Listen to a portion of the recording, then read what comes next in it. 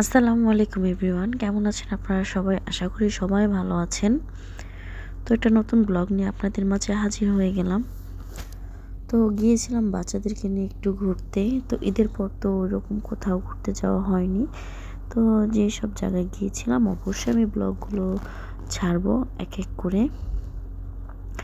তো এখন বাচ্চাদেরকে নিয়ে একটু বেরিয়েছিলাম। তো ওরা অন্য কোথাও যেতে চায় না। তো ওরা এই জায়গাটায় আসতে চায়, প্লেগ্রাউন্ডে, তো গেম বক্সে। তো এখানে এসে ওরা অনেক বেশি এনজয় করে, অনেক বেশি হ্যাপি থাকে। তাই ওদেরকে নিয়ে এখানে আসা। তো ইসা আশা তো কোনোটার মধ্যে উঠবে না, শুধু এটার মধ্যেই যাবে। তো যেহেতু একদম এক্সাইটেড অনেক বেশি, ইসা আয়শা মানে কোনটা রেখে কোনটা খেলবে, কি করবে না করবে ওরা নিজেরাও বুঝতেছে না। ওদেরকে হ্যাপি দেখে আমারও অনেক বেশি ভালো লাগতেছিল।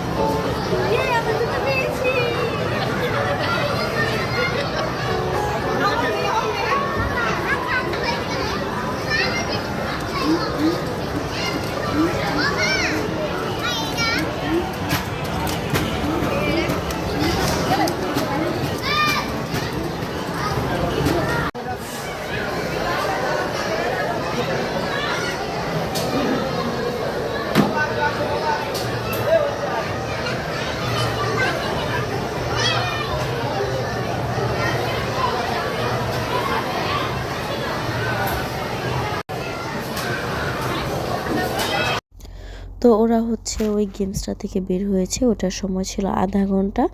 তো ওরা খেলেছে 50 মিনিট। তো ওদেরও কোনো ওখানে যে ম্যানেজমেন্টে যারা ছিল ওদেরও কোনো খেয়াল ছিল না। তো এই বাইকে উঠে যে মন করলো, এটা দেখে অনেকে হাসতেছিল যে ওইটা কী করতেছে। তো যাই হোক, বাচ্চা মানুষ। তো এখানে অনেক বেশি রাশ ছিল। তো ওরা খেলা থেকে বের হওয়ার পর আমরা একটু সাততলায় আসলাম, ফুড লফট ছিল এটা। তো এখানে একটা পিৎজা অর্ডার করেছিলাম আর ওদের জন্য মিল্কশেক। পিৎজাটা অনেক বেশি মজা ছিল আর মিল্কশেকগুলো অনেক বেশি ইয়ামি ছিল।